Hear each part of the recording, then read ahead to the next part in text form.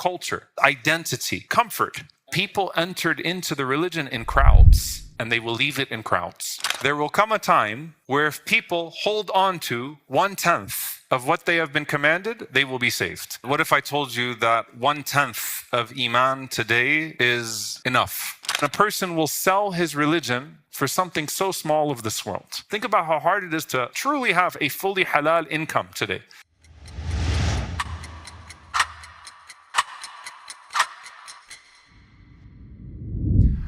What if I told you that there would come a time where saying La ilaha illallah is enough? Or just your basic salah?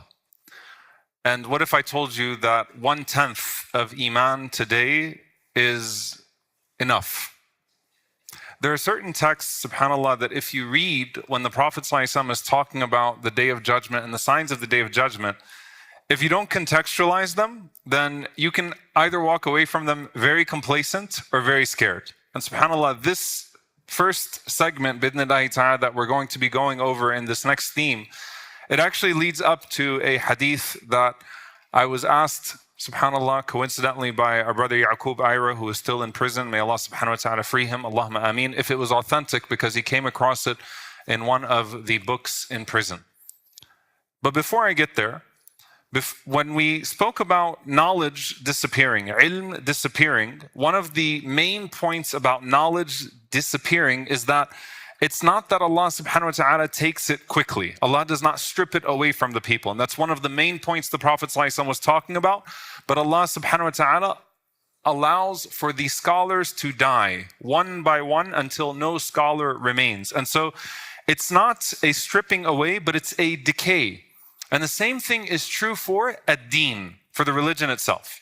And so the next part of this is taking what the Prophet ﷺ spoke about in terms of ilm dying and speaking about deen itself, the death of religion as a whole, because there are parallels between those two things. In the same way that information doesn't disappear, that you will still have mushafs, decorated mushafs, you'll still have libraries with all sorts of books, you'll have online databases, you'll have information at a scale that you've never had it before, but knowledge has disappeared. Islam as a religion does not necessarily disappear. People calling themselves Muslim does not necessarily disappear. And I'm not making mass takfir of people. I'm talking about the hollowing out of the religion as well. So the religion itself remains, but it becomes what? It becomes culture. It becomes identity, or it becomes comfort. Or in some cases, may Allah Azza wa Jal protect us, it becomes a commodity. It becomes something that you can actually trade. But what it's not is its original purpose, which is haqq, truth, right? So the purpose of religion disappears while religion remains, in the same way that ilm disappears while information, the appearance of ilm, the appearance of knowledge, remains. And one of the reasons why I want to make this particular transition is because of how closely ilm and deen are connected in our epistemology, knowledge and faith. Allah Azza wa Jal refers to the deen as ilm. And Allah subhanahu wa ta'ala says, وَلَئِنِ اتَّبَعْتَ أَهْوَاءَهُمْ مِنْ بَعْدِ مَا جَاءَكَ مِنَ الْعِلْمِ. If you were to follow your desires after knowledge has come to you. Allah Azza wa Jalla says, فَاعْلَمْ أَنَّهُ لَا إِلَهَ إِلَّا اللَّهِ. Know that there is no God but Him.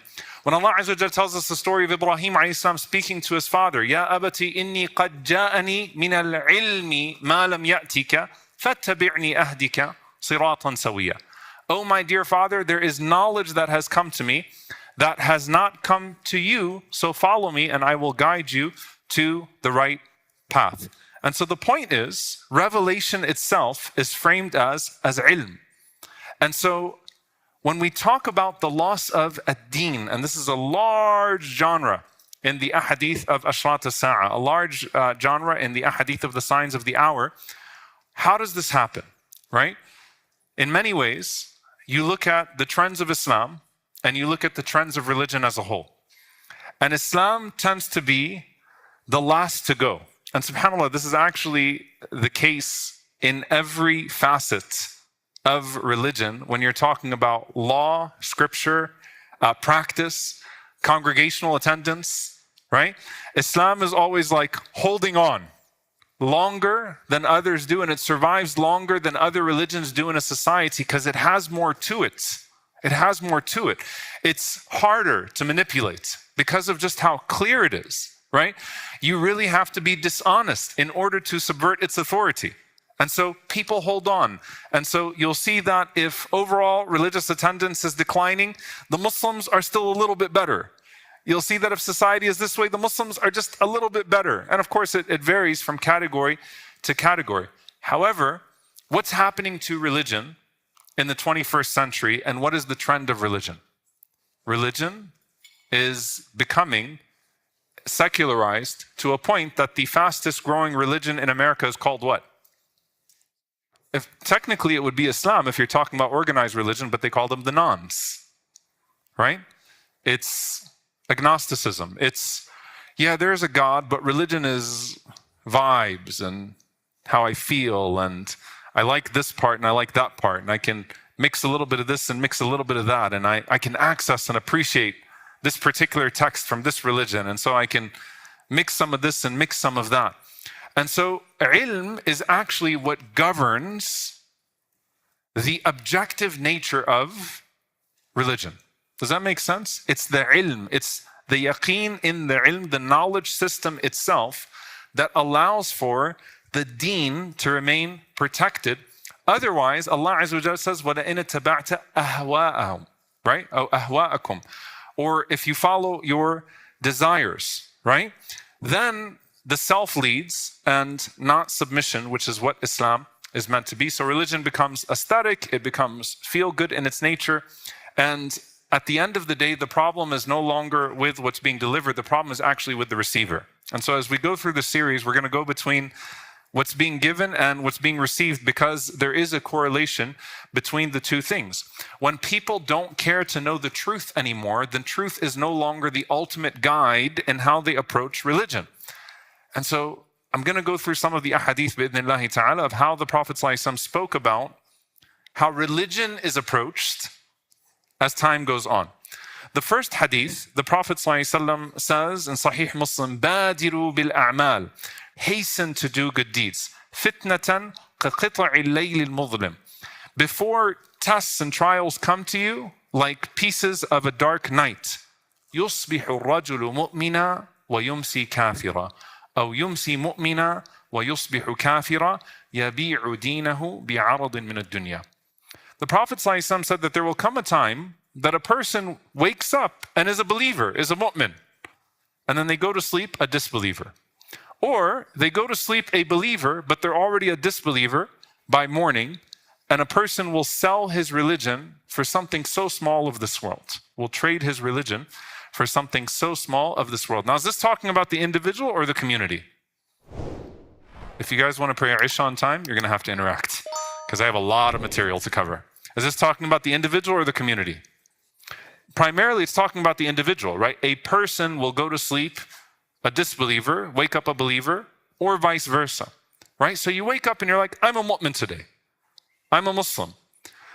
Now, two things can happen in the process when you start to break this hadith down. One is that the fitan that hit of trial and tribulation, like Dajjal type fitan, are so hard, or the Gaza-like tribulations are so hard that it causes you to question your faith. And because you're anchoring your faith in that your faith is supposed to give you, before all else, worldly promise. Deen is supposed to make me feel good. My du'as are supposed to be answered in this dunya.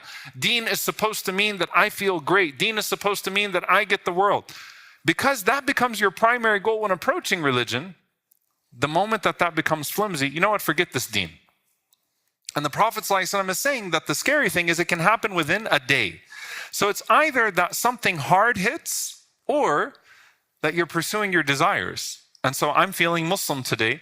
And then by the evening, you know what? I came across something on Instagram. I came across something on ChatGPT. I was watching something, a show, and this host said this. And then I'm starting to feel this way, right? And a person's deen becomes that volatile that it switches in a day entirely. So that's the individual. In another narration from Jabir radiallahu ta'ala anhu, this one actually, subhanAllah, makes my heart shake. It's in Muslim Imam Ahmad. It's a lesser known narration. that the Prophet ﷺ said, إِنَّ النَّاسَ دَخَلُوا فِي دِينِ اللَّهِ أَفْوَاجًا وَسَيَخْرُجُونَ مِنْهُ أَفْوَاجًا. That people entered into the religion in crowds, and they will leave it in crowds. So this is talking now about the community element, right? That just as mass conversion is possible, and you saw so much happen in the span of less than 2 decades in the life of the Prophet ﷺ, because the first few years obviously were the private da'wah, and then even if you take the whole Meccan decade afterwards of persecution and not being able to actually pronounce the religion the way that he did, sallallahu alaihi wasallam. But just like you can have these mass entrances into Islam, you can also have these massive exits from Islam too. Now, every generation interprets this hadith in accordance with their circumstances. So the Sahaba, when the Prophet ﷺ died, they looked at ridda, they looked at the waves of apostasy of people leaving Islam, and they said, this is it, right? Following these false prophets, you have Musaylama here, you have Sajah here, you have Tulayha here, and so on and so forth, right? But every generation has to kind of look at this hadith and say, there's something that the Prophet ﷺ is telling us about a behavior here, right? That sometimes you get too excited about the win and you pay less attention to the loss, the potential loss. And one hadith is not just showing the individual versus the community, one hadith is showing the speed of individual collapse. Like it can happen from morning to evening. وَنَسْأَلُ اللَّهَ الثَّبَاتَ. May Allah give us firmness. And the other narration is showing us what? The scale of the community coming in and coming out. And subhanAllah, when you see people not يدخلون but يخرجون من دين الله أفواجا, right? Leaving the religion of Allah subhanahu wa ta'ala in signs, then that's the sign, or in large numbers, then that's a sign of the opposite of nasr, the opposite of victory coming from Allah Azza wa Jal, right? That's a sign of destruction. So mass entry into Islam is a blessing that happens usually because sweetness is discovered. Mass exit from Islam, right, can happen for a few reasons, but one of the most dangerous ways is when Islam is inherited, but it's not internalized, right? And that's when Umar radiallahu ta'ala anhu, who worked so hard to become Muslim and to stay on Islam and to spread Islam, what did he say? I fear, إِذْ نَشَأَ فِي الْإِسْلَامِ, when a generation grows up in Islam, مَنْ لَا يَعْرِفُ الْجَاهِلِيَّةِ, and they don't know the days of ignorance. So they didn't work for the religion, and so they take it for granted, so they don't care for it enough, they don't cultivate it enough, right? And so they find themselves in a case where they can lose it. Now let's get back to the individual part of this, how Islam can become lost at this scale and this speed. Remember, the end of days are similar to the end of the period of Ahl al-Kitab before Dukhul al-Islam, before the Prophet ﷺ came.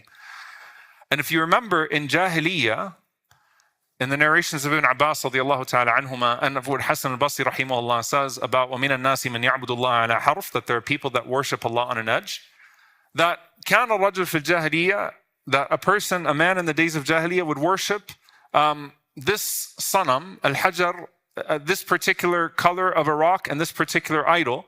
And then if he didn't like it, he simply moved on to another idol. So they would switch out idols very quickly. That happens in one of two ways. Either like aesthetically, like I like the way this idol looks, I'm kind of feeling it, or now I'm feeling like I need a change. I'm not getting good vibes from this idol. Let me go ahead and set up another idol now to give me good vibes. Or like, I tried this one for a while. SubhanAllah, look how destructive our relationship with dua can become. I tried this one for a while, and this idol was an idol for fertility, to have children, and I didn't have a child for a year. So let me go set up another idol and see if this one gives me a child. Right?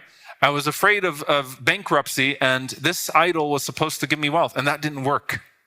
You see how destructive the relationship with dua can actually become, by the way, when you start putting your boundaries on dua and your own timelines and your own expectations. So people would switch idol to idol. So there's a theological component to that too, that you live in a time where people would switch. One day I'm a Muslim, the next day I'm a Buddhist, the next day I'm this, the next day I'm that, I'm doing Kabbalah one day, I'm doing this one day. There's like a sophisticated theological element of this. And then there is a, moving on from religious practice to religious practice. But what you will pay attention to is that every idol served a purpose, and that purpose was never haqq. That purpose was never truth. Right? It was tribe, it was fear, it was fertility. And if you read about the trajectory of modern religion, it's spiritual consumerism. It's literally spiritual consumerism is what it's called. And so I'm going to borrow the calm of the Buddhists and the chosenness of the Jews and the aesthetics of the Methodists and some of the verses of Quran, from Islam and some sayings from the Prophet ﷺ. I'm going to mix it all up. Whatever serves me in the moment, I'm going to do that. That's what modern spiritual consumerism becomes. I like what this guy is saying. I like what this preacher is saying. I'm going to take this. I'm going to take that. So truth no longer becomes the qibla, no longer becomes the orientation. And that is a return to idolatry in a different form. It's also important to understand that a person doesn't abandon religion only by rejecting it. In fact, Allah Azza wa Jal mentions وَيَبْغُونَهَا عِوَجًا, that abandonment usually comes through twisting and distortion. Right? Not outright rejection. And so once religion no longer is about truth, then it's a tool, and you effectively become the God that's shaping religion in your way. So faith becomes cultural, is what the Prophet ﷺ is speaking about. And of course, when Islam becomes cultural, then it can be lost culturally as well. So if Islam is only holding on by culture, then it also can become lost culturally. Hence the hadith of Hudayfa ibn al-Yaman radiyallahu ta'ala anhu. It's narrated in al-Hakim, who grades it as authentic, as does al-Dhahabi and al-Albani. Some of the scholars say the narration is mawquf. It's a saying of Hudayfa and not from the Messenger of Allah sallallahu alaihi wasallam. But again, al-Hakim rahimahullah has it as a hadith of the Prophet sallallahu alaihi wasallam. From Hudayfa radiyallahu ta'ala anhu, قال رسول الله صلى الله عليه وسلم يدرس الإسلام كما يدرس وشي الثوب حتى لا يدرى ما صيام ولا صلاة ولا نسك ولا صدقة. He said that there will come a day, or Islam will wear out the way that a garment wears out, until people won't know what fasting is anymore, what prayer is anymore, what pilgrimage is anymore, and what sadaqah is anymore. And the Prophet ﷺ says, وَلَيُسْرَى عَلَى كِتَابِ اللَّهِ عَزَّ وَجَلْ فِي لَيْلَةٍ, that the book of Allah will be taken away at night, فَلَا يَبْقَى فِي الْأَرْضِ مِنْهُ آيَةٌ, and there will not remain on the face of the earth an ayah. So this is obviously talking about at the very end, when the Quran is now taken away. So first it was the people of Quran are taken away. Now the Quran itself is taken away. And the Prophet ﷺ said that there will be some people who will be left, طَوَائِفٌ مِّنَ النَّاسِ الشَّيْخُ الْكَبِيرُ وَالْعَجُوزُ, an old man and an old woman, يقولون أدركنا آباءنا على هذه الكلمة لا إله إلا الله فنحن نقولها. We remember that we used to hear our fathers saying La ilaha illallah. We're cultural Muslims. They said La ilaha illallah, so we kept saying La ilaha illallah. This is the equivalent of we didn't eat pork because our fathers were Muslim, or we have Muslim names because our fathers were Muslim, or our mother named us Muslim names because my uncle converted to Islam once upon a time. This is the equivalent of that, right? So there's some cultural element, and La ilaha illallah, which is the core of this religion. They're saying it. Imagine a people saying La ilaha illallah and saying that, we used to hear our parents saying this.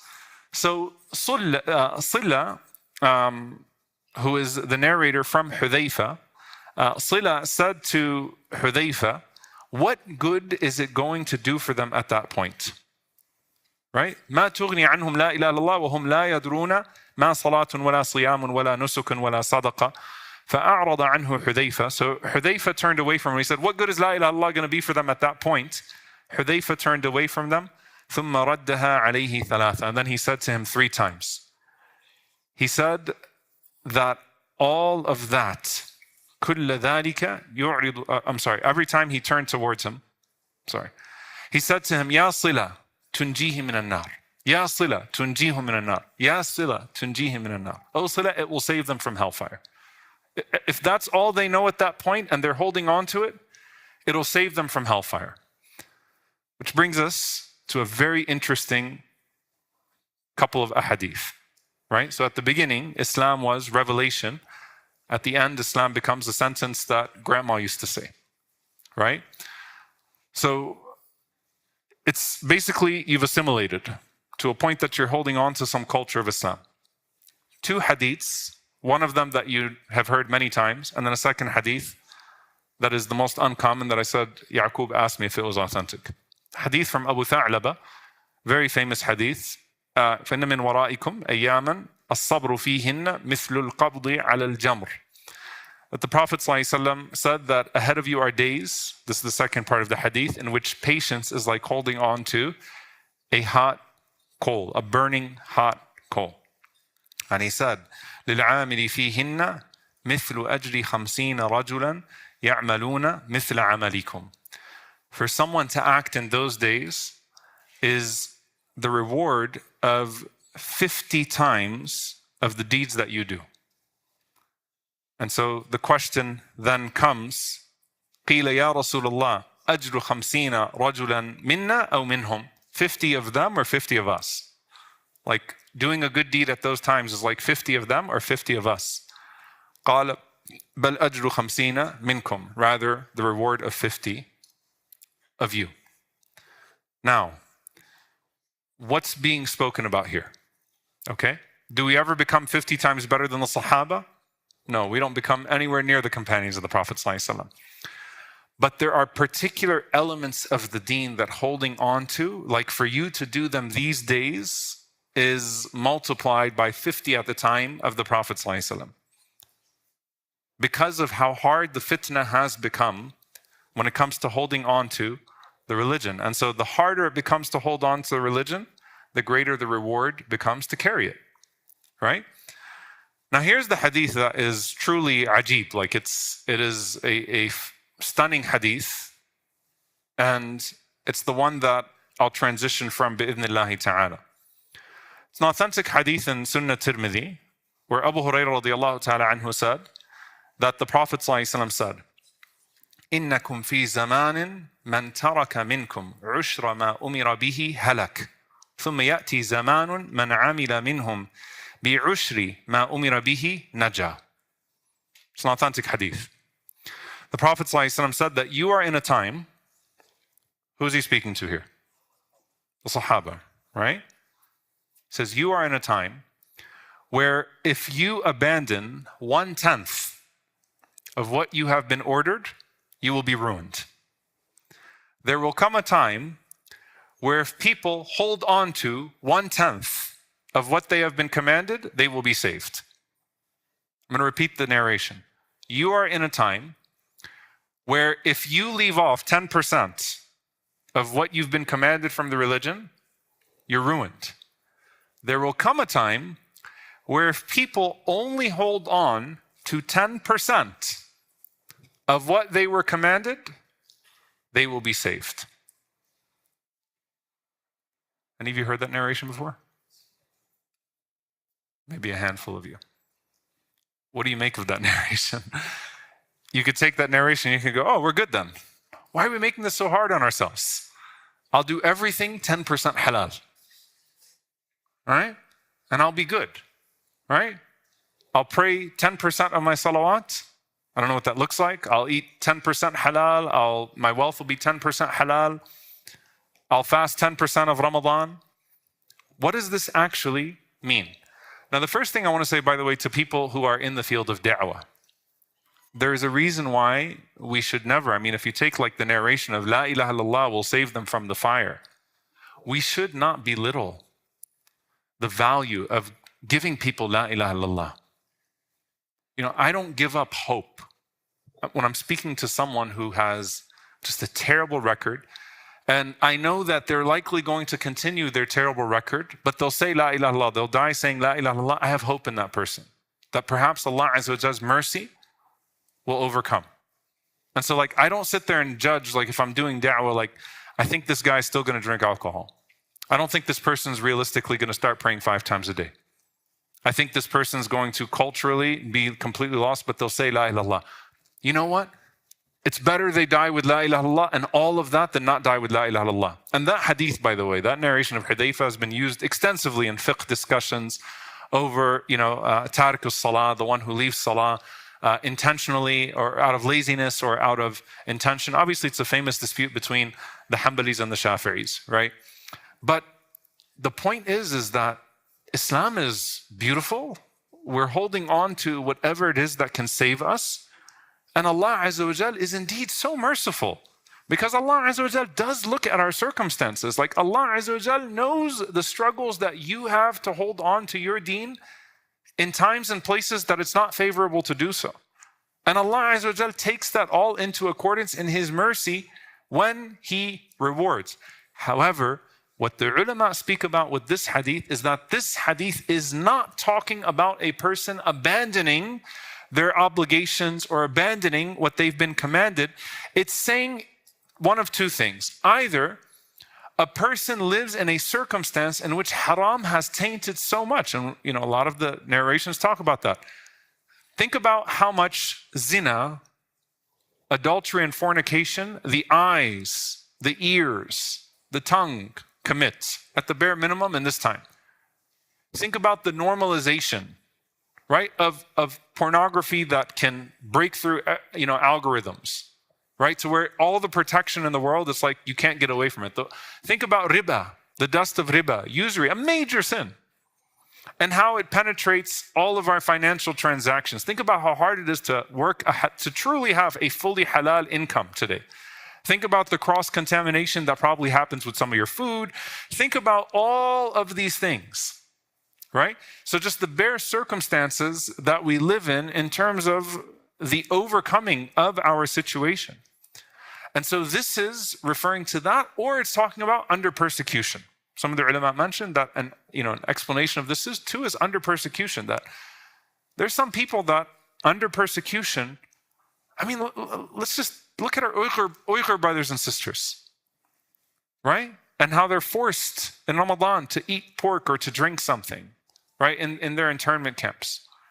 Like you think about the torture in Bashar al-Assad, Syria, which we so quickly want to forget, of Muslims that were forced to do certain things in prison. So it's either the heat of persecution that's being spoken about and what comes under that persecution, or it's the circumstances being so terrible in terms of the tainting of everything by haram that you can't escape it in any way. But it does not come out of careless neglect. It comes from ajz, from inability. وَنَعُوذُ بِاللَّهِ مِنَ الْعَجْزِ وَالْكَسَلِ. We seek refuge in Allah from being unable to do something or being unwilling to do something out of laziness. So this is what's being spoken about here, right? But there's so much rahmah in that hadith, that there would come a time that your 10% is equal to their 90%. In fact, even more. Naja, you would survive, you would be saved with your 10%, whereas they would have been destroyed if they left off their 10%. You have the hadith of Abdullah ibn Amr ibn al-As radiyallahu ta'ala anhuma, who said that for me to do a good deed after the death of the Prophet ﷺ is twice as beloved to me as doing a good deed when the Prophet ﷺ was amongst us, because when we were with the Prophet ﷺ, all we thought about was the akhirah. We didn't think about the dunya, but now the dunya has overcome us, right? So there's something about how motivated you were in the presence of the Messenger of Allah sallallahu alaihi wasallam. Like if Jibreel alayhi salam motivated the Prophet sallallahu alaihi wasallam, right? And he would read more and do more, then what about the Prophet sallallahu alaihi wasallam with the ummah, right? They would read more, they would do more, and they would naturally be incentivized towards good. And so this is one element of this, which is the decline of religion and the decline of knowledge parallel one another.